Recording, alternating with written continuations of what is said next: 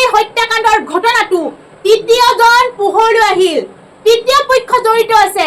এই স্ক্ৰিনত যে লাগি আছে এই ভিডিঅ' ক্লিপটো, এই ক্লিপটো মই আপোনালোকক দেখুৱাম। এই মানুহজনে কি কথা ক'লে, সেই তৃতীয়জন ব্যক্তিৰ কথা মুখ খুলিল। কোন সেইজন?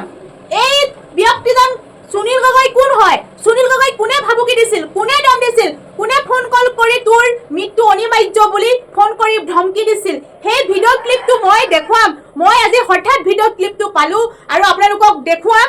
এই ব্যক্তিজনে বহুত বুকুত সৎ সাহস কৰি ক'বলৈ আহিছে। কাক ক'বলৈ আহিছে? কাৰণ এই ঘটনাটো এতিয়া CID অৰ্পণ কৰিলে নে CID ক'বলৈ আহিছে নেকি? এই ব্যক্তিজন কোন হয় আৰু তৃতীয়জন ব্যক্তি জড়িত আছে বুলি নিজ মুখেদি কৈছে। সেই তৃতীয়জনৰ নামটো কৈছে নেকি?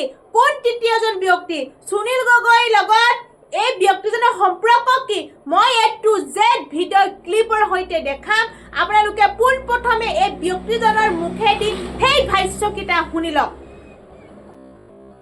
কোনোবা তৃতীয় পক্ষত জড়িত আছে যেন লাগে। এনেই সাধাৰণ এটা মানুহে এনেকৈ আমাৰ ভাইটিয়ে হওক এনেকৈ এটা মানুহে মাৰিব নোৱাৰে কেতিয়াও। মৃতদেহটো চাইটো কোনো ক'ব নোৱাৰে, জ্বলি একেবাৰে শেষেই হৈ গ'ল। যিকেইটা বস্তু যাৱতীয় তাৰ চেণ্ডেলযোৰ ধৰক, টৰ্চ লাইটটো আমাৰ, কাপোৰকেইটা আমি দেখা পাইছিলোঁ। কিন্তু দুটা দিন পিছতে তাতে CIDৰ দলে বা ফৰেঞ্চিকৰ দলে বেল্ট এডাল উদ্ধাৰ কৰিলে, যিডাল বেল্ট জাহাংগীৰ এটা ওলাইছে বুলি কৈছে। সেইটো হয়তো কাপোৰৰ তলত ক'ৰবাত থাকিবও পাৰে, আমি দেখা নাপালোঁ। সুনীল গগৈৰ কাপোৰৰ মাজত জাহাংগীৰৰ বেল্টৰ টুকুৰা পৰা আহিল। ভাবিছিলে নে কিবা কথাটো? সেইটো পাছত আমিতো গম নাপাওঁ, আমি দেখা নাপালোঁ সেইবিলাক বস্তু। কিবা যদি পাই যায়, ক্লু পায় কিবা এটা, তেতিয়া এৰেষ্ট কৰিবও পাৰে। মই কেনেকৈ ক'ম এতিয়া? এতিয়া পুখুৰীকেইটা হঠাৎ আজি সিঁচিবলগীয়া হৈছে, কিয়, কি কাৰণে এইটো ধৰণৰ এটা ঘটনা ঘটিল? চিহ্নমুণ্ড বিচাৰিয়ে প্ৰকৃততে পানী সিঁচা হৈছে। মোৰতো ধাৰণা মতে জীয়াই থকা নাই যেনহে লাগে। কাৰণ তৃতীয় পক্ষই তাকো মাৰি পেলাইছেগৈ, ক'ৰবাত নি হ'লেও মাৰিছেগৈ, তেনেকুৱা যেনেই মোৰ ডাউট হয়। কোনোবা তৃতীয় পক্ষত জড়িত আছে যেন লাগে।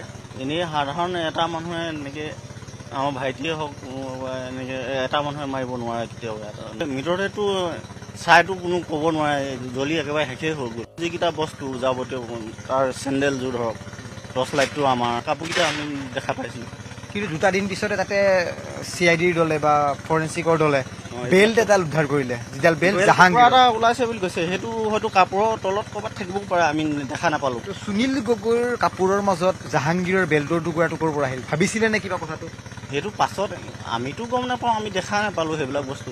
কিবা যদি পাই যায়, ক্লু পায় কিবা এটা, তেতিয়া এৰেষ্ট কৰিবও পাৰে। মই কেনেকৈ ক'ম এতিয়া? এতিয়া পুখুৰীকেইটা হঠাৎ আজি সিঁচিবলগীয়া হৈছে, কিয়, কি কাৰণে এইটো ধৰণৰ এটা ঘটনা ঘটিল? চিহ্নমুণ্ড বিচাৰিয়ে প্ৰকৃততে পানী সিঁচা হৈছে। মোৰতো ধাৰণা মতে জীয়াই থকা নাই যেনহে লাগে। কাৰণ তৃতীয় পক্ষই তাকো মাৰি পেলাইছেগৈ, ক'ৰবাত নি হ'লেও মাৰিছেগৈ, তেনেকুৱা যেনেই মোৰ ডাউট হয়। নিশ্চয় আপোনালোকে শুনিলে, স্পষ্টকৈ কৈছে তৃতীয় কোনোবা ব্যক্তি জড়িত আছে, নহয় জানো? ঠিকেই শুনিছে। বাৰে বাৰে মানুহে সন্দেহ কৰিছে যে তৃতীয়জন কোনোবা জড়িত থাকিব লাগিব। কাৰণ সুনীল গগৈ মোৰ দাদাই বুলি কৈছে, কিজন ভাইক হ'ব, নহয় জানো? অকলে কেতিয়াও মাৰিব পৰা নাই, যদিহে মাৰিছে, নহয় জানো? ঠিকেই, এজন ব্যক্তিক যদি প্ৰকৃততে সুনীল গগৈয়ে সেই জাহাংগীৰ হুছেইনক হত্যা কৰিছে, কিন্তু অকলে কেতিয়াও হত্যা কৰিব পৰা নাই, লগত কোনোবা জড়িত আছে। সেই মানুহখিনিয়ে, যি অপৰাধীখিনিয়ে সেই সুনীল গগৈখিনি ক'ৰবাত লুকুৱাই ৰাখিছে নেকি? মানে সুনীল গগৈয়ে কৈ দিব বুলি গোটেই ঘটনাটো কোন কোন জড়িত আছে, সুনীল গগৈকো লগত লৈ লৈছিল নেকি যে তয়ো আমাৰ লগত অকল হয়ে নহয়, লগে ভাগে মিলি জাহাংগীক হত্যা কৰি পেলাওঁ বুলি সুনীল গগৈকো লৈ লৈছে নেকি? নে সুনীল গগৈকো মাৰি পেলালে? বহুত এটা সন্দেহজনক ঘটনা, নহয় জানো? ৰহস্যজনক ঘটনা। কাৰণ CID যেতিয়া অৰ্পণ কৰিলে, CID আজিলৈকে তথ্যসমূহ উলিয়াব পৰা নাই। পাৰে নে নোৱাৰে সেইটো আমি ক'ব নোৱাৰোঁ, পাৰিব নে নোৱাৰে। কাৰণ আৰক্ষী প্ৰশাসনে নোৱাৰা কাম CID দিলে, CIDয়ে কাক দিব? CBIকে অৰ্পণ কৰিব, CBIকেতো অৰ্পণ কৰিব ঘটনাটো। কাৰণ ইমান এটা ডাঙৰ ৰহস্যজনক ঘটনা, ইমান দিন হ'ল, আজি এমাহ উকলি গ'ল। এমাহ উকলি যোৱাৰ পৰ্যন্ত আজিলৈকে CIDয়ে পুলিচ প্ৰশাসনে একো তথ্যসমূহ উদ্ধাৰ কৰিব পৰা নাই। তদন্ত কৰি কিয় পোৱা নাই? কিয় পৰা নাই? নে অৱহেলা কৰিছে? নে মানুহক দেখুৱাই তদন্ত কৰি আছো বুলি সেইবিলাক নাটক কৰিছে? বহুত ভাবিবলগীয়া কথা। কাৰণ এজন ব্যক্তিয়ে বাৰে বাৰে কৈছিলে যে এই ঘটনাটোৰ লগত চৰকাৰ জড়িত আছে, চৰকাৰ মানুহ জড়িত আছে। কিয় ক'লে? নিশ্চয় কিবা কাৰণ থাকিব লাগিব। কাৰণ এজন মানুহে ইমান সৎ সাহস কৰি চৰকাৰক দুখিব নোৱাৰে। যদি চৰকাৰক দুখিলেহেঁতেন, চৰকাৰৰ মানুহে সেই ব্যক্তিজনৰ হাতত হেণ্ডকাফ লাগালেহেঁতেন। নিশ্চয় সেই ব্যক্তিজনে কোৱা মতে সঁচাকৈ চৰকাৰ জড়িত আছে নেকি? মোৰ মনতো প্ৰশ্ন হয়। সেই প্ৰশ্নসমূহ আপোনালোকক কৰিবলৈ মন যায়, সেই প্ৰশ্নসমূহ উত্তৰ কোনে দিব? সঁচাকৈ যদি সেই ব্যক্তিজনে কোৱাৰ দৰে চৰকাৰ যদি জড়িত আছে, আপোনালোকে নাভাবিব কেতিয়াও এই ঘটনাটোৱে এই অপৰাধী শাস্তি পাব বুলি, এই যি ঘৰখন জাহাংগীৰ ঘৰখনে ন্যায় পাব বুলি আপোনালোকে নাভাবিব, নাপায়। যদি পুলিচ প্ৰশাসন চৰকাৰ জড়িত আছে, ব্যাগুম পুলিচ, ব্যাগুম CID থাকোঁতেই এই সাধাৰণ এটা তদন্ত চিম্পুল চা এজন সন্ধানহীন হৈ থকাৰ ব্যক্তিক আজিলৈকে সন্ধান উলিয়াই দিব পৰা নাই। আচৰিত কথা, বহুত লজ্জাজনক কথা। আমাৰ অসম আৰক্ষী প্ৰশাসন ইমান দুৰ্বল নে? CID ইমান দুৰ্বল নে? যি নেকি এজন সন্ধান হৈ থকা ব্যক্তিক না উলিয়াই দিব পাৰিছে, না সন্ধান উলিয়াব পাৰিছে, না মৃত্যু হ'ল নে জীৱিত আছে, সেই কথাষাৰ আজিলৈকে CID হওক আৰক্ষী প্ৰশাসনে হওক একো উলিয়াই দিব পৰা নাই। সকলো জনসাধাৰণে মুখ মেলি চাই আছে যে আহিব, তদন্ত কৰিব, আমাৰ মাজত আহিব, আমি শুনিম। সেই কথাবিলাক সকলোৱে মুখ মেলি অপেক্ষা কৰি আছে। আজি ময়ো মুখ মেলি অপেক্ষা কৰি আছোঁ। সেই নিউজটো আহিব বুলি সদায় নিউজ চাওঁ, কিন্তু এমাহ উকলি গ'ল নে জোনমণি ৰাভাৰ দৰে বছেক হৈ যাব। এইটো এটা সাধাৰণ ঘটনা নেকি কওকচোন? এইটো কেতিয়াও সাধাৰণ ঘটনা নহয়, যি নেকি ঢকুৱাখানাৰ সেই ৰহস্যময়ী হত্যাকাণ্ড ঘটনাটোৱে ৰাজ্য কঁপাই তুলিছে। আমাৰ অসম জোকাৰি গৈছে। এটা জঘন্য ঘটনাটোক আপোনালোকে সাধাৰণ বুলি কৈ পেলাইছে, সাধাৰণ বনাই পেলাইছে। CID প্ৰশাসনক, আৰক্ষী প্ৰশাসনৰ অনুৰোধ কৰিছোঁ, আপোনালোকে অপৰাধীক শাস্তি দিয়ক। এনেকৈ যদি অপৰাধী মুকলি আকাশৰ তলত যদি ঘূৰিবলৈ আপোনালোকে যদি লাই দিয়ে, তেতিয়াহ'লে অপৰাধী দিনক দিনে বাঢ়িব নে কমিব? আপোনালোকে উত্তৰ দিয়ক। আপোনালোকৰ ওচৰলৈ আমি সহায় হাত বিচাৰি যাওঁ। আপোনালোকে যদি এনেকুৱা কৰে, আমি কাৰ ওচৰলৈ যাম? আমাৰ অসুবিধা হ'লে আপোনালোকৰ ওচৰত আমি ভিক্ষা মাজিবলৈ যাওঁ, কাৰণ আমাৰ অসুবিধাসমূহ আপোনালোকে দূৰ কৰি দিয়ক, সমস্যাসমূহ সমাধান কৰি দিয়ক। কিন্তু আপোনালোকে কিয় ইমান অৱহেলা কৰে? আপোনালোককতো চৰকাৰে দৰমহা দিয়ে নহয় জানো?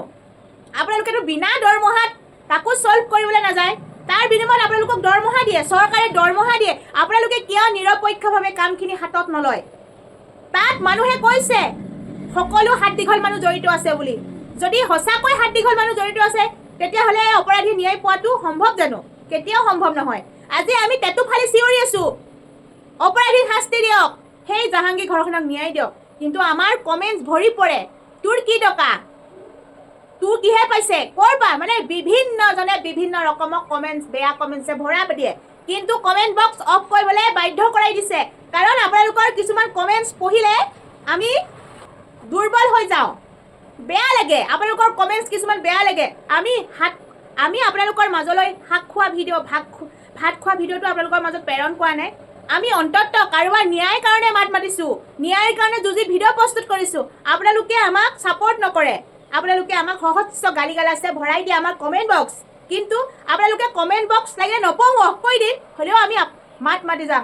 আমি হাতত লৈছোঁ যে আমি জনসাধাৰণৰ কাৰণে পইচা দি সহায় কৰিব নোৱাৰিলেও আমি এনেকৈ বাক স্বাধীনতা সাব্যস্ত কৰিব পাৰোঁ। আমি অপৰাধীক শাস্তি দিয়াব হ'লেও আমি প্ৰতিবাদ কৰিব পাৰোঁ। আপোনালোকেও পাৰে, কিন্তু নকৰে। কিয় কৰিব? আপোনালোকৰ ঘৰখনততো হৈ যোৱা নাই নহয় জানো? কিছুমানে তেনেকৈ ভাবে, মোৰ ঘৰ হোৱা নাই, মই কিয় কৰিম? সেই কথাষাৰ কিছুমান একাংশ লোকৰ মনলৈ আহে। সেই একাংশ লোকক কৈছোঁ, আপোনালোকে মনত ৰাখিব, এনেকুৱা সময়, এনেকুৱা দিন সকলোলৈকে আহিব। যদি আপোনালোকে কাৰোবাক হিংসা কৰে, আপোনালোককো হিংসা কৰিব। যদি আপোনালোকে কাৰোবাক অন্যায় কৰে, আপোনালোককো কোনোবাই অন্যায় কৰিব। ওপৰলৈ পানী ছিটিয়ালে নিজৰ গাতে পৰে, এষাৰ কথা আছে। আৰ্জিলে ফল ভুঞ্জিবলৈ পায়। যদি আপোনালোকে আনৰ ভালৰ চিন্তা কৰে, আপোনালোকৰ কাৰণেও আনে ভাল চিন্তা কৰিব। সেই কথাষাৰ স্পষ্টকৈ মনত ৰাখিব। আমি জাহাংগীৰ হুছেইন কোনো জ্ঞাতি নহয়, না জাতি নহয়, একো নহয়, না আমাৰ ধৰ্ম নহয়। হ'লেও এজন ইছলাম ধৰ্মীয়, যদিও আমি মাত মাতি আহিছোঁ, যি এটা নিঃসংগ হত্যা কৰি পেলাইছে, যি হত্যাকাৰীয়ে ইমান নিঃসংগ হত্যা কৰিছে, যি জানুম শিহৰিতে সেই কথাষাৰ মনত পৰিলে। হ'লেও আমি মাত মাতিছোঁ ন্যায়ৰ কাৰণে, কাৰণ আমাৰ অসমত সকলো যি বসবাস কৰিছে সকলোখিনি অসমীয়া বুলি ভাবি লৈছোঁ। মানৱীয়তা খাতিৰত মাত মাতিছোঁ, গম পাইছেনে গাইজ? মানৱীয়তা খাতিৰত মাত মাতি আহিছোঁ, আগলৈও মাত মাতি যাম। লাগিলে মই আপোনালোকৰ কমেণ্টছেই নপঢ়োঁ, কমেণ্ট বক্স অফ কৰি দিম, হ'লেও মাত মাতি যাম। বেয়া লাগে, নিজকে বহুত বেয়া লাগে।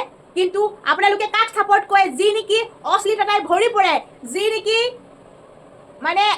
অৰ্ধলংগ ক'ব লাগিব, আধা কাপোৰ পিন্ধা মানুহক আপোনালোকে ছাপৰ্ট কৰে। তেনেকুৱা ব্যক্তি ছাপোৰ্ট কৰে, কিন্তু আমি সৎ সাহস কৰি কাৰোবাৰ হকে মা দেখা মাতিলে আপোনালোকে বেয়া পায়। পাওক, আপোনালোকৰ যি মানসিকতা আপোনালোকৰ নিজৰ লগত ৰাখক। আমাৰ কোনো আহে একো ক্ষতি নহয়, বৰঞ্চ আপোনাৰহে ক্ষতি হ'ব, গম পাইছে? বাৰু যে কি নহওক, মোৰ খুব বুজাইলোঁ আপোনালোকৰ মাজত, আৰু ভালখিনি আপোনালোকেও ল'ব, বেয়াখিনি আপোনালোকেও ইগন'ৰ কৰিব দেই। বহুত খঙতে বহুত কিবা কিবি কৈ দিলোঁ, আৰু যে কি নহওক আমি সদায় বিচাৰোঁ এনেকৈ অপৰাধী শাস্তি পোৱাটো। আৰু এটা কথা মনত ৰাখিব, জাহাংগীৰ ঘৰখনে, সুনীল গগৈ ঘৰখনে ন্যায় নোপোৱালৈকে এনেকৈ ভিডিঅ' বনাই যাম আৰু মাত মাতি যাম, প্ৰতিবাদ কৰি যাম।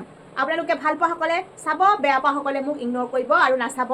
আৰু যদি মোৰ ভিডিঅ'টো পোনপ্ৰথমবাৰৰ বাবে আপোনালোকৰ ভাল লাগিছে চাই, নতুনকৈ চাইছে, ছাবস্ক্ৰাইব কৰি থৈ যাব। কমেণ্ট বক্সটো মই অফ কৰি থৈছোঁ, কমেণ্ট বক্স অফ মানে অফ কৰি এইটো কাৰণে থৈছোঁ, বহুত বেয়া বেয়া কমেণ্টছ আহিছে, আমি মাত মাতিব নালাগে, মানে যি হয় যি নহওক মাত মাতি যাম। কমেণ্ট বক্স কিন্তু অফ কৰি দিছোঁ, বেয়া নাপাব। আৰু শেষলৈকে ভিডিঅ'টো চোৱাৰ কাৰণে কমেণ্ট বক্সটো অফ কৰিছোঁ, হ'লেও আপোনালোকক যোনসকলে চাইছে বহুত বহুত ধন্যবাদ জনাইছোঁ, আৰু ভিডিঅ'টো ছাবস্ক্ৰাইব কৰি থৈ যাবলৈ নাপাহৰিব। ধন্যবাদ।